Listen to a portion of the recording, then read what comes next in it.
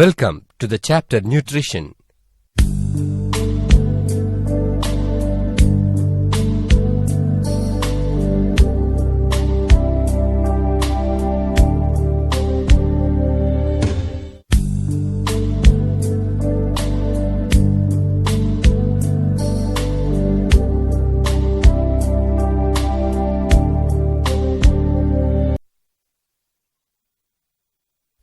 This slide presents the overview of the chapter.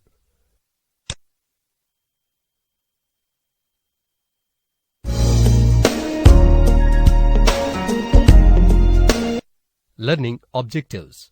By the end of this chapter, you will be able to understand the importance of nutrition, know the classification and modes of nutrition, explain Heterotrophic Nutrition, describe the process of photosynthesis in plants, mention the materials that are essential for the process of photosynthesis, demonstrate the necessity of carbon dioxide for photosynthesis by conducting an experiment, explain the role of light in photosynthesis, illustrate the production of oxygen during photosynthesis in the presence of sunlight, demonstrate the uses of sunlight in the formation of starch, interpret chlorophyll and photosynthesis, illustrate the mechanism of photosynthesis, interpret heterotrophic nutrition, explain how organisms obtain the nutrition, explain parasitic nutrition in Cuscuta, describe the nutrition in human beings, illustrate the steps in passage of food through alimentary canal, sketch the flowchart of human digestive system, explain food deficiency diseases due to malnutrition, explain vitamin deficiency diseases. Before entering into the chapter, follow the instructions shown on the screen. Click each tab to know more.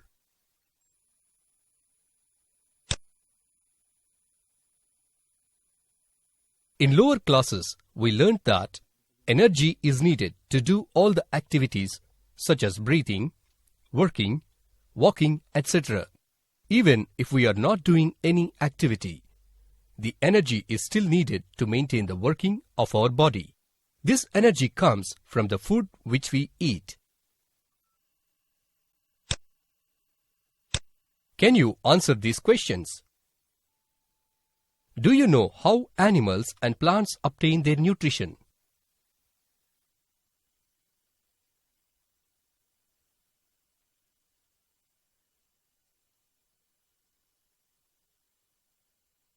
What are autotrophs? What are heterotrophs? What are saprophytes? How can our body perform different functions? Let us try to answer these questions and learn more about nutrition.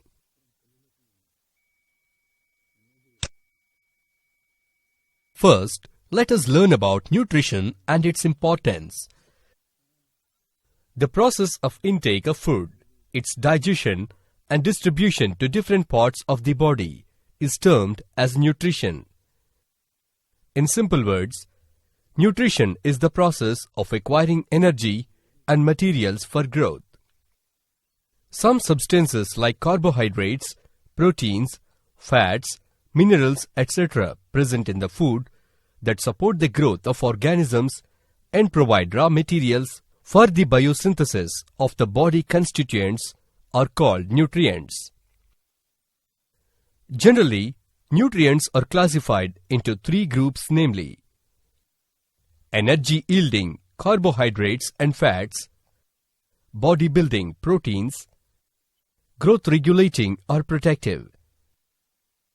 Organisms need food for various purposes such as to grow and get energy to perform various life activities, repair the damaged cells and tissues, produce enzymes and hormones which are essential to carry out and maintain proper life activities, and develop resistance against diseases. Now, let us learn about the classification of different types of nutrition found in organisms.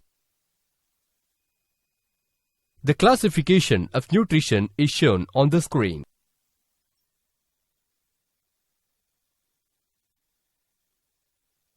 Hover the mouse over the tabs to know more about their process. Now, let us learn about modes of nutrition.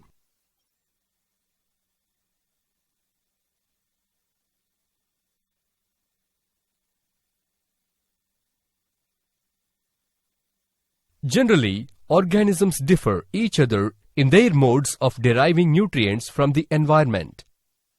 Based on the mode of obtaining food, organisms are classified into two types. They are autotrophs, heterotrophs. Hence, there are mainly two modes of nutrition.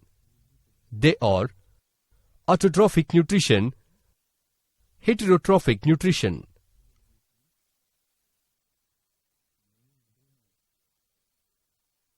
To begin with, let us learn about the requirement of nutrition in plants. The process by which green plants can make their own food, glucose, from simple substances like carbon dioxide, water from the soil, sunlight and minerals which are present in the surroundings, is called autotrophic mode of nutrition. Organisms using this mode of nutrition are called autotrophs. Autotrophs produce large compounds like carbohydrates, proteins, and lipids, etc. These carbohydrates produced by plants are used for providing energy in most of the living organisms, including all animals and human beings. Everything we eat comes from the plants, either directly or indirectly. After many centuries of research, scientists have discovered that the process of photosynthesis makes plants the universal food provider for all living organisms. Van Helmont and other scientists have concluded that plants not only get food materials from the soil, but also from other factors during photosynthesis. Let us learn about this process further.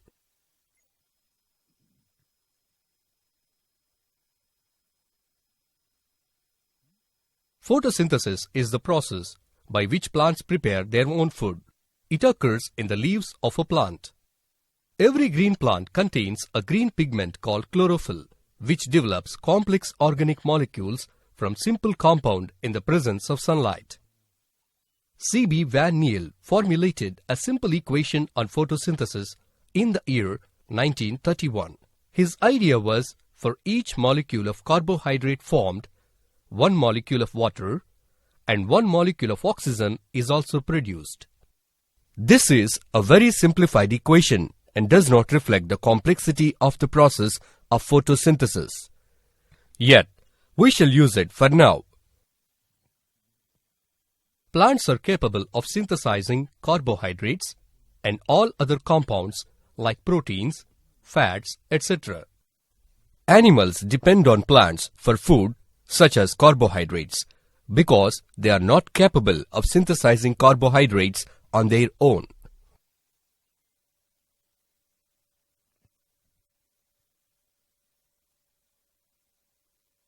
Now, let us do an activity to verify the production of carbohydrates by plants during the process of photosynthesis. Here, let us perform an activity to check the presence of starch in leaves. Click each tab to know more.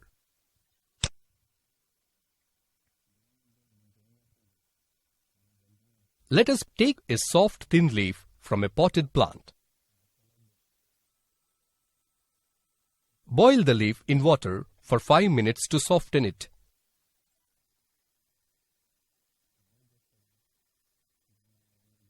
Place the leaf in a test tube containing alcohol. Take a test tube with methylated spirit and place the leaf in it. Now, place the test tube in a beaker containing water. Gently heat the test tube in a beaker containing water until the leaf becomes pale white. Note, this happens because the chlorophyll gets removed from the leaf.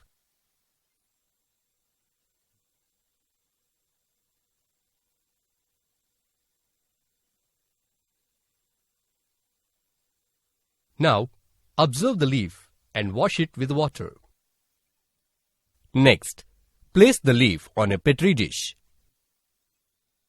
Add few drops of iodine solution to it and observe the changes in the leaf.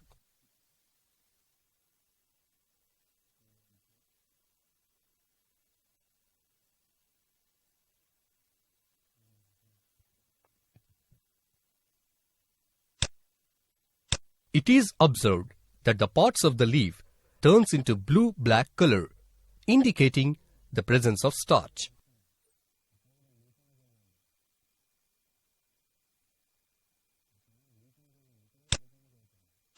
From this activity, we learn that starch is present in the leaves even in the absence of chlorophyll.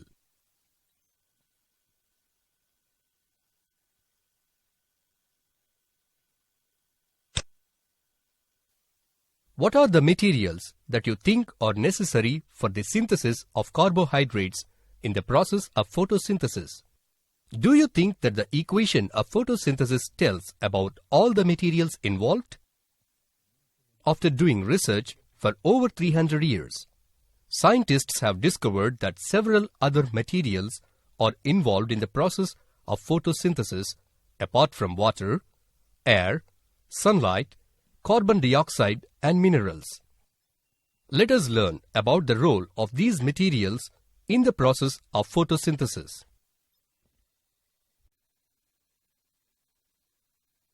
Von Helmont found that water was necessary for the growth of any plant. In class 7, we have already studied this fact by conducting the experiments. Once again, read the chapter on nutrition in plants in class 7 and understand how he concluded that water was necessary for the growth in the body mass of any plant. Now, let us learn about the role of air in the process of photosynthesis. Joseph Priestley, who discovered oxygen in 1774, performed a series of experiments to reveal the essential role of air in the growth of green plants. He observed that when a burning candle is enclosed in a bell jar, the flame of the candle is gradually put off.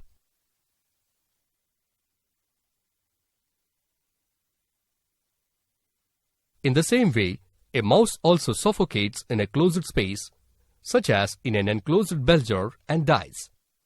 From these observations, Priestley concluded that a burning candle and an animal change the composition of the air. He reasoned that something was necessary in the air to keep the flame burning and to make the mouse stay alive. Priestley then placed a mint plant inside the same bell jars, and he found that the mouse stayed alive and the candle, when lighted from outside, continued burning in the presence of the mint plant. Priestley hypothesized that the plants produced a gas, oxygen, that supported the burning of the candle and also allowed the mouse to survive respiration. The production of the gas takes place due to a massive exchange of gases occurring through a particular section of the leaves called stomata, and also through loose tissues on stems, roots, etc. Let us discuss in brief about how carbon dioxide is useful for photosynthesis. Here, let us perform an activity to learn about the necessity of carbon dioxide for photosynthesis. Click each tab to know more. In order to start the experiment, we need a destarched plant. For this reason, place a plant in the dark for 3 days in order to free the leaves from the starch. Remember the process of destarching the leaves as performed in Activity 1, presence of starch in leaves. Insert a splitted cork in the mouth of the bottle. Place half of the leaf of destarched plant into the bottle having potassium hydroxide pellets or potassium hydroxide solution.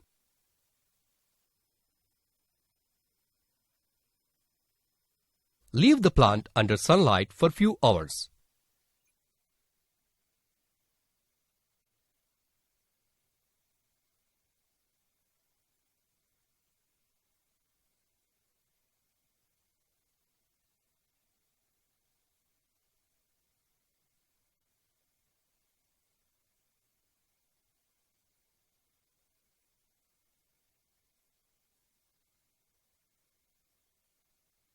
After this, test the part of the leaf inside the bottle with the part of the leaf exposed to sunlight by pouring iodine solution on it.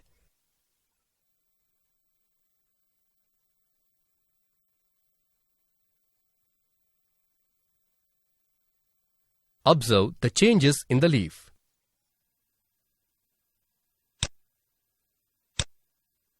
It was observed that half of the leaf was exposed to the sunlight. Atmospheric air becomes bluish black, and the leaf which was present inside the bottle containing potassium hydroxide does not become bluish black because potassium hydroxide absorbs the carbon dioxide present in the bottle.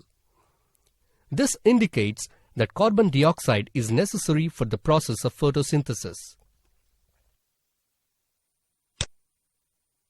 From this experiment, it is clear that carbon dioxide is essential for photosynthesis. During Priestley's time, scientists did not understand about energy, but in the following years, our understanding on energy increased. It was learnt that by combining oxygen with carbon and hydrogen atoms, carbon dioxide and water are produced. Scientists then tried to understand the role of oxygen in photosynthesis by learning about the process of its formation and replenishment in air. Initially, they learned that energy situation can also reverse. Later, a Dutch scientist, Jan Ingenhousz, studied the way in which plants formed oxygen. In 1779, he observed that the formation of oxygen occurs only in the presence of light. In an experiment with the aquatic plant Hydrilla, he noticed that in bright sunlight, small bubbles are formed around the green parts, while no bubbles were formed in the dark. He also discovered that the gas present inside the bubbles was oxygen. In the early 20th century, Engelmann inventively identified the point of maximum photosynthesis by exposing a strand of algae to different colors of light, the colors that are present in a rainbow. He used oxygen-sensitive bacteria and discovered certain crowded areas which illuminated under red and blue lights. This directs to study more on light and photosynthesis and the role of different colored compounds called plant pigments and the use of light. Now, let us do an activity to learn about the production of oxygen during photosynthesis in the presence of sunlight. Here, let us perform an activity to understand how oxygen is produced during photosynthesis in the presence of sunlight. Click each tab to know more. Consider the apparatus shown in the image. Take a beaker and fill it with pond water. Place water plant like Hydrilla or Elodie inside the beaker and cover it by a short-stemmed funnel.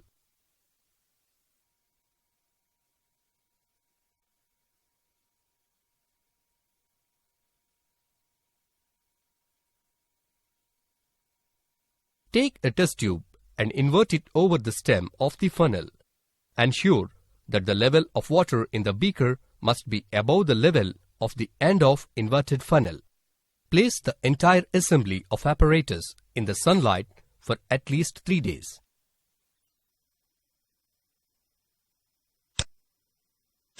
It is observed that in place of water, air is filled in it. This air is actually a gas and is collected in the test tube. Test the gas collected in the test tube by inserting a glowing incense stick, which would burst into flames. This indicates the presence of oxygen. The air bubbles formed in the test tube is of oxygen gas.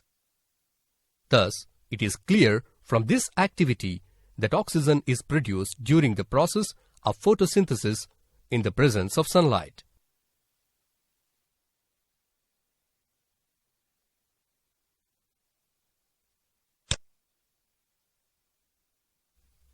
Here, let us perform an activity to learn about the need of sunlight in the formation of starch. Click each tab to know more. Take a plant having destarched leaves, that is, a plant which is placed in the dark for 3 days. Remember the process of destarching the leaves as performed in Activity 1, presence of starch in leaves. Wrap one of its leaves with black paper on which a design is cut. Fix the black paper on the leaf with the help of clips such that light should not enter the dark part. Now, place this plant in the sunlight for few hours.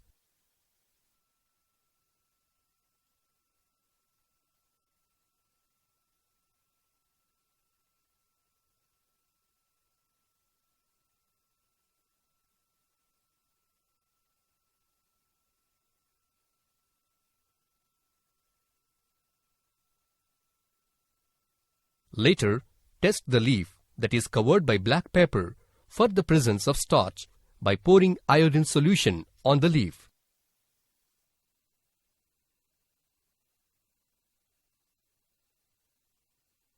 Observe the changes in the leaf.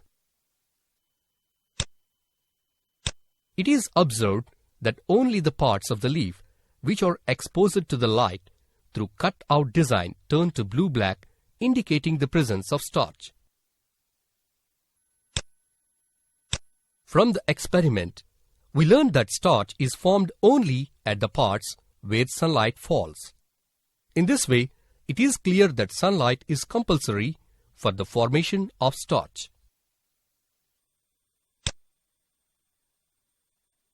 Knowledge check. Ingenhousz researched more about photosynthesis. He proposed that only the green-colored parts of the plant could carry the process of photosynthesis.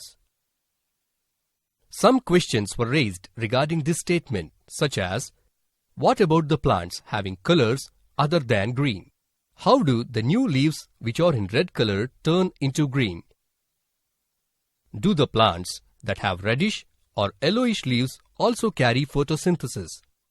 Why is it that only green-colored plants carry out photosynthesis, and why not green-colored animals like birds could not carry out photosynthesis? These questions remained unanswered until the scientists studied about the green-colored substance of plant parts.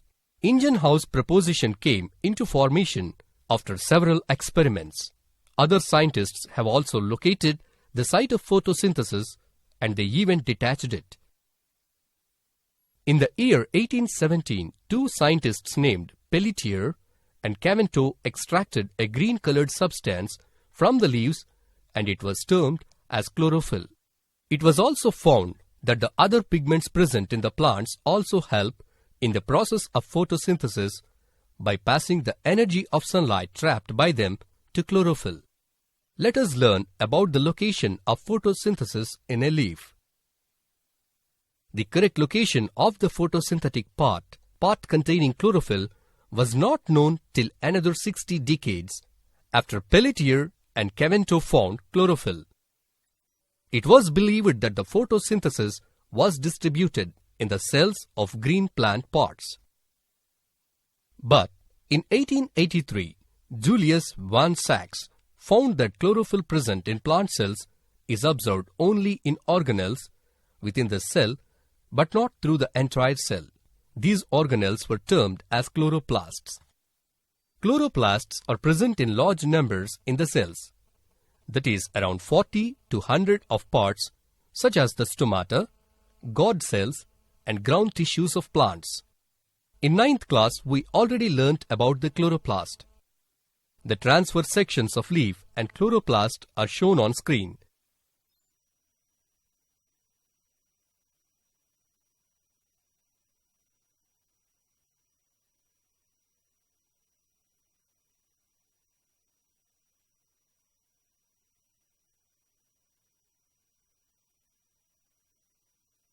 Now, let us learn how photosynthesis takes place in the chloroplast. The process of photosynthesis takes place in two major phases. They are light reaction, dark reaction. In light reaction, light plays an important role. Here, a series of chemical reactions takes place one after another, initiated by light. Hence, this phase is technically termed as photochemical phase. The reactions of the light take place in thylakoid membrane, which is present in chlorophyll. Thylakoids are termed as grana of chloroplasts. Following are the steps involved in light reaction. Step 1. When sunlight falls on the plant, the chlorophyll present on the leaf absorbs light energy and becomes activated. The absorbed energy excites electrons to the higher energy level. Step 2. This energy is used to split the water molecule into two component ions. It is given by the equation shown on the screen. The above reaction is termed as photolysis, which means splitting by using light. That is, photo, light, lysis, breaking. Step 3. The highly reactive ions of water split in two different directions as hydroxyl and hydrogen ions. The hydroxyl ions, through a series of steps, produce water and oxygen. The water produced may be used inside the plant, and the gas oxygen is released into the atmosphere. The hydrogen ions undergo series of changes in dark reaction. Adenosine triphosphate ATP and nicotinamide adenosine dinucleotide hydrogen phosphate NADPH are produced at the end of the light reaction. These are called as assimilatory powers. These ATP and NADPH are used in sugar making process. Let us learn about dark reaction. The term dark reaction does not imply that this reaction occurs only in the dark or during the night. This reaction indicates that it do not require light energy. However, it occurs simultaneously with the light reaction. Hydrogen ions produced in photolysis are instantly picked up by a special compound NADP to form NADPH. During the dark phase reaction, the hydrogen of the NADPH combines with the carbon dioxide with the help of ATP energy in order to produce glucose. This reaction occurs in a number of steps by using some special intermediate compounds, mainly RUBP, ribulose biphosphate, and enzymes.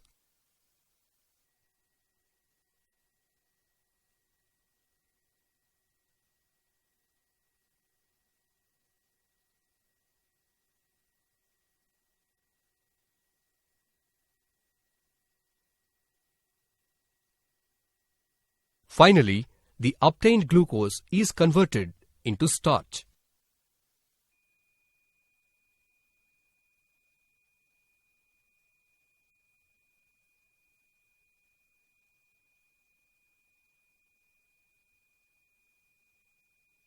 During the process of photosynthesis, several proceedings occur in the chloroplast.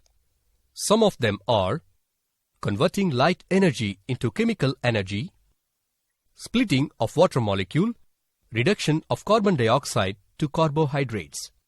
Once light energy has been captured, it can help the dark reactions to initiate several events, even in the dark, and some may continue even in the absence of light.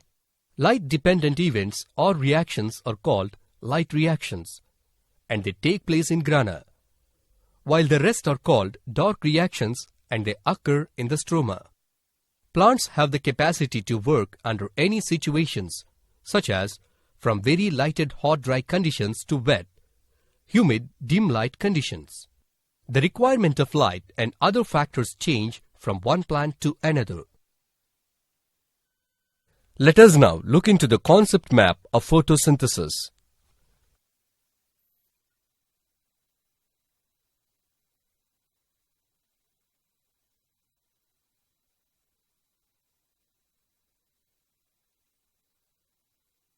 After learning about nutrition in plants, let us learn about the same in animals. It is called heterotrophic nutrition. Each organism is habituated to live in its own environment.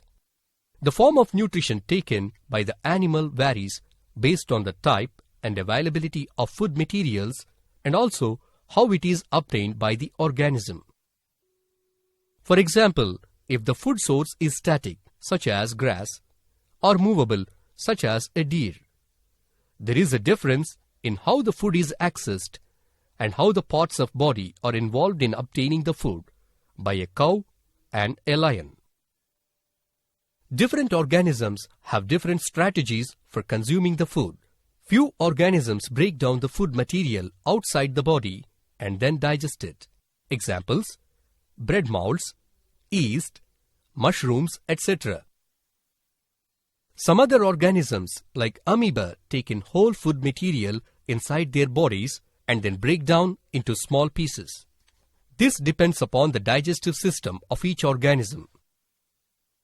Some other organisms, like cuscuta, lice, leeches, and tapeworms, take the nutrition from plants and animals without killing them. Let us learn how organisms obtain their nutrition.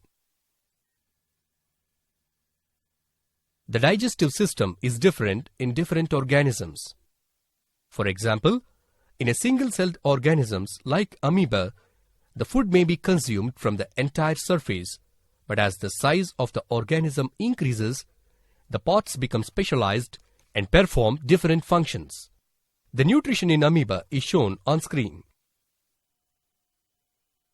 The amoeba takes in food by using pseudopodia as shown in image. This pseudopodia looks like temporary finger extensions of the cell surface which fuses over the food particle, forming food vacuole. Inside the food vacuole, the complex substances of food particles are crushed down with the help of enzymes into simpler ones and then diffuse into the cytoplasm. The undigested food particles are moved down to the surface of the cell and are thrown out.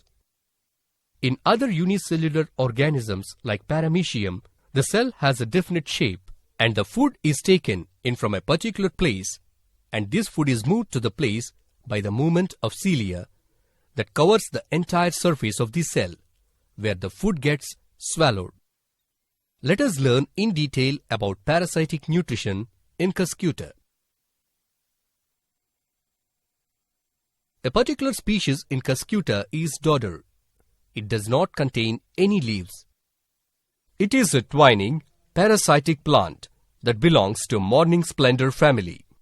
These species generally contain 170 twining species and are broadly distributed throughout the moderate and tropical regions of the world.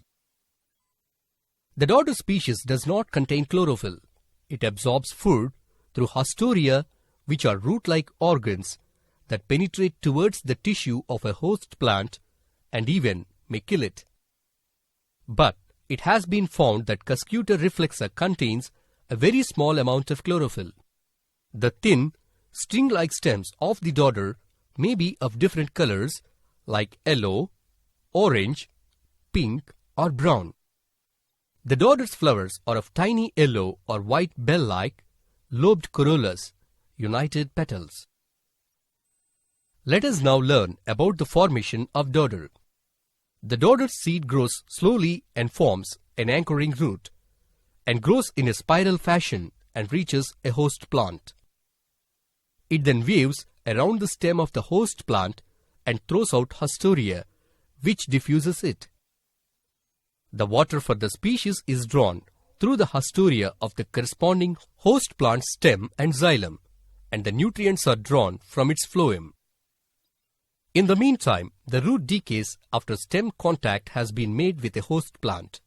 As the dodder grows on, it sends out new haustoria and sets strongly on the host plant. Suppose, after growing a few spirals, if the host decays, then the dodder finds another way and continues to wave and branch until it looks like or becomes a fine, densely tangled web of thin stems enveloping the host plant. Now, let us learn about nutrition in human beings. When compared to the digestive system of other organisms, human digestive system is very complex, where different parts perform different functions by using various digestive juices and enzymes. Image on the screen shows the alimentary canal of man. The alimentary canal is a long tube extending from the mouth to the anus, as indicated in the image. This tube has various regions which perform different functions.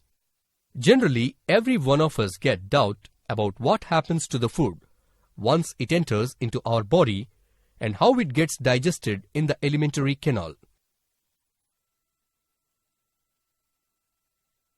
Let us learn more. Usually, everything we eat passes through the same digestive area. The process of taking food into the body is called ingestion. Naturally, the food has to be processed to generate simpler particles from the complex substances, because the particles must be small enough to be picked up by our body. The texture also needs to be easily absorbed. Let us discuss in detail about the steps involved in the passage of food through alimentary canal or gut. The food we eat is chewed by our teeth in the mouth. This chewed food is mixed with saliva to make it wet and slippery, also called as mastication. The saliva is produced by 3 pairs of salivary glands, out of which 2 pairs are located at the side of the jaw and below the tongue, while the other pair is located in the palate. Saliva contains an enzyme amylase named as ptyalin, which helps to break down the complex substances of food into simpler ones so that they can be used by the body with the help of enzymes. This process is termed as digestion. The tongue helps in mixing the food and forwarding it to the next part, and the lower jaw also helps in the whole process. These parts help in the smooth passage of food through our alimentary canal to the stomach. Let us learn the chemical nature of saliva by doing the litmus paper activity. Here, let us perform an activity where the acidic and basic nature of food materials are tested using litmus paper. Click each tab to know more.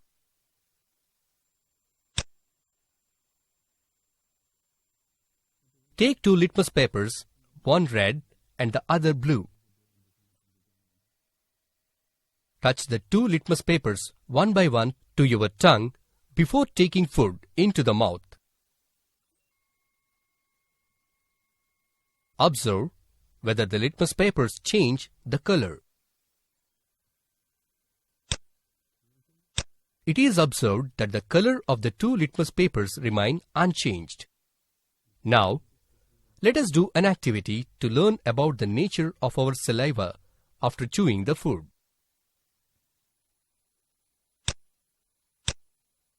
Repeat the same test after chewing the food, orange, and swallowing it.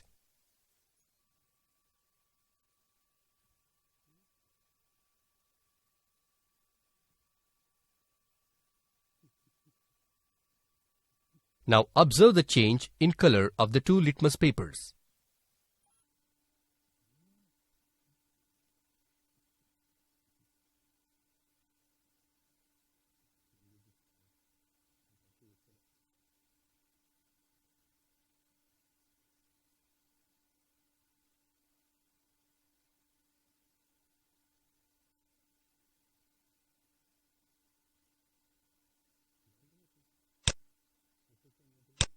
It is observed that the color of blue litmus paper turns into red and the color of the red litmus paper remains unchanged.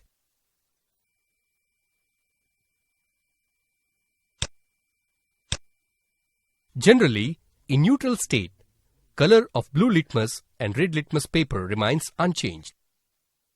In acidic state, color of blue litmus paper changes into red and red litmus paper remains unchanged.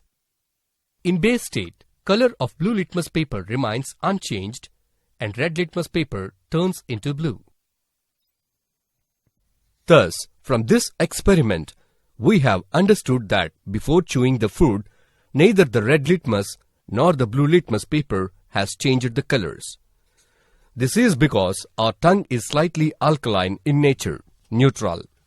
After chewing the acidic food orange, then the color of blue litmus paper turned into red and red litmus paper remained unchanged. After chewing the base food, say tomatoes, the color of blue litmus remains unchanged and the color of red litmus paper turns into blue.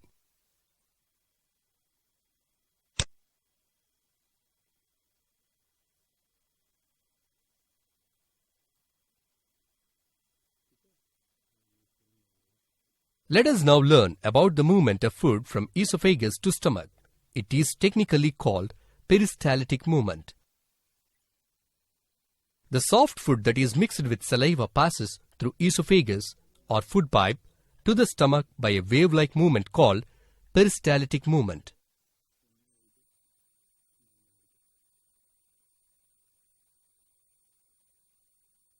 In the stomach, the food gets mixed with gastric juice and HCl, which is in a semi-solid condition. The digestion of food goes on as most proteins are broken down into smaller molecules with the help of enzyme pepsin acting on them. Chyme is the process in which the proteins and carbohydrates of the soft, slimy substance of food are broken down. The food now passes from the stomach to the small intestine, which contains ring-like muscles called as sphincters. These sphincters are responsible for opening the valve so that an only small quantity of the food material enters into the small intestine at a time. Let us learn about the small intestine. The small intestine is the longest part of the alimentary canal. Here, the complete digestion of carbohydrates, proteins and fats takes place. Small intestine receives the secretion of liver and pancreas for the purpose of digestion. The process of digesting the fats by converting them into small bubble-like substances with the help of the bile juice that is secreted from liver is called emulsification. Proteins and lipase for fats are digested with the help of enzymes like trypsin present in pancreatic juice.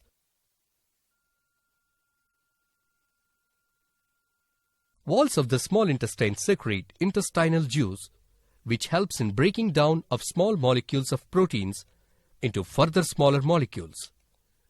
The same process is repeated for fats. The process of digestion of carbohydrate starts in the mouth. It resumes in the stomach when the food is converted into an alkaline form. Here, the enzymes responsible for the breakdown of carbohydrates become active. The table on the screen gives information about different enzymes, digestive juices, and its functions. Let us learn the function of villi in digestive system.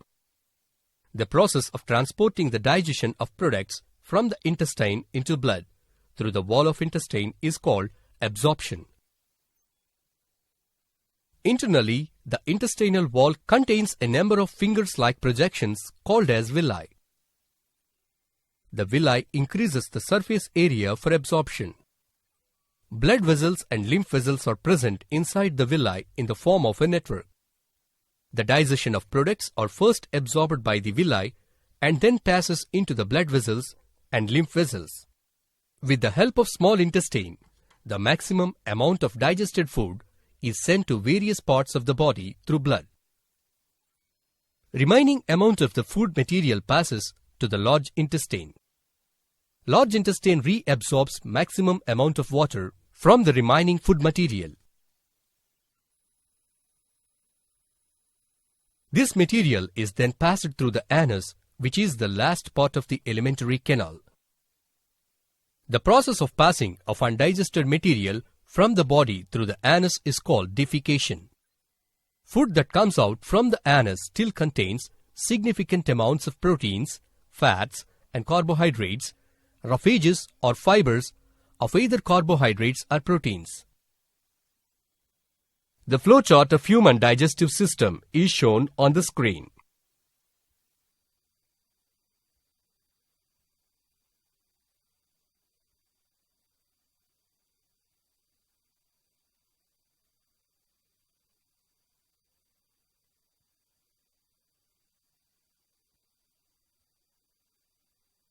Excess or improper intake of food cause health issues with the alimentary canal. Let us learn about all such aspects associated with the alimentary canal. The human alimentary canal exhibits good functionality, though we have some indigestible food like junk food, etc. But at times, the alimentary canal cannot take some food, as a result of which we either feel sick or have indigestion.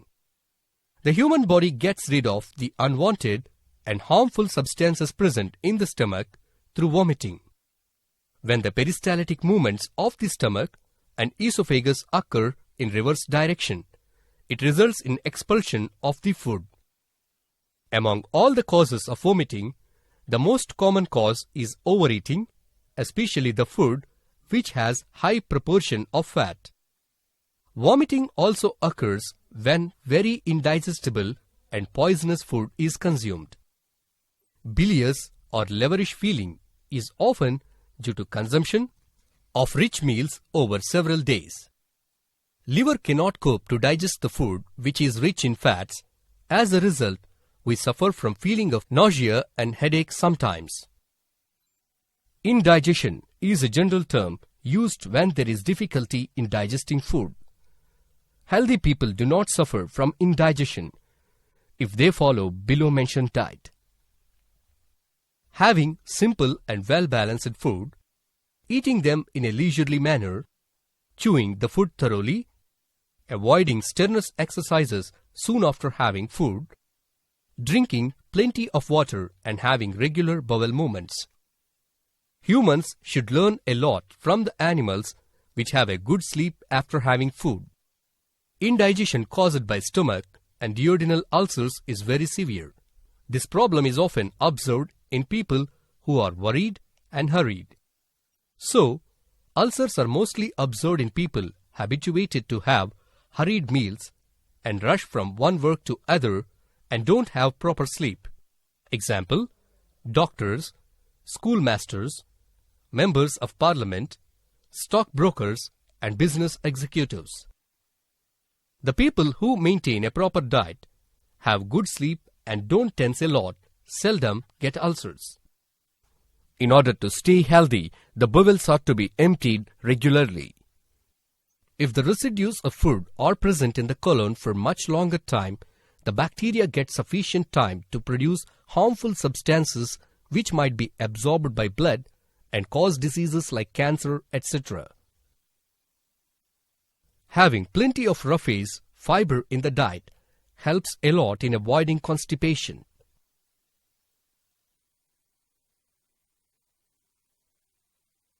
Food deficiency diseases. Food is the main source in order to maintain the biological processes in a perfect manner. To protect our body from food deficiency diseases, proper diet should be taken. That is, the balanced food which contains proper amount of carbohydrates, proteins, vitamins, mineral salts and fats. 2/3 of the world's population is mainly affected by the food-related diseases. Most of them are facing various types of diseases due to the lack of balanced diet, and some of them are suffering by taking high calorific food. If the food which we intake do not contain required amount of nutrients, then it is called as malnutrition. The reasons for malnutrition in our country are mainly due to poor health, willful starvation, lack of awareness of nutritional habits, socio-economic factors. Malnutrition is of three types. They are calorie malnutrition, protein malnutrition, protein calories malnutrition. The harmful effects of malnutrition caused in children are kwashiorkor disease, occurs due to deficiency of proteins in diet. Symptoms: body becomes swollen due to the shortage of water in the intracellular spaces, poor development of muscle, swollen legs, fluffy face, difficult to eat, diarrhea, dry skin. Marasmus occurs due to deficiency of both proteins and calories, and also when there is an immediate second pregnancy or repeated childbirths. Symptoms: lean and weak, swelling limbs, less developed muscles, dry skin, diarrhea, etc. Obesity occurs due to overeating and excess of energy intake. It is a big health hazard. Symptoms: an obese child when grows suffer from diseases like diabetes, cardiovascular, renal and gallbladder. Vitamin deficiency diseases. Vitamins are organic substances that are required in small quantities. Actually, vitamins are not synthesized in the body. Generally, we do not suffer from vitamin deficiency because our body contains two sources of vitamins. One is diet and the other is bacteria present in the intestine that synthesize and supply the vitamins. Vitamins are categorized into two groups. They are water-soluble vitamins, B complex, vitamin C, fat-soluble vitamins, vitamin A, D, E and K. Let us study the vitamin available sources and deficiency diseases. The vitamin available sources and deficiency diseases are. Click each tab to know more. Water-soluble vitamin deficiency diseases. Fat-soluble vitamin deficiency diseases. Drawing skills. The drawing section helps you to sketch images in a step-by-step manner. Click each tab to know more.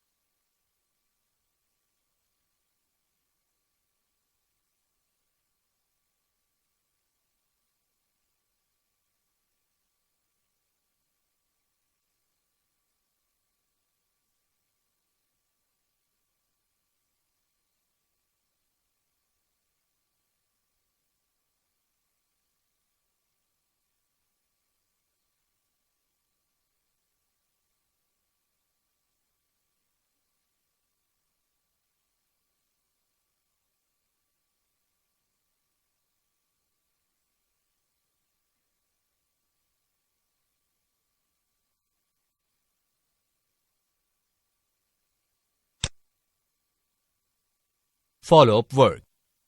Take up the following activities. Write a note on von Helmont's experiments focusing on how he concluded that water was necessary for the growth of any plant.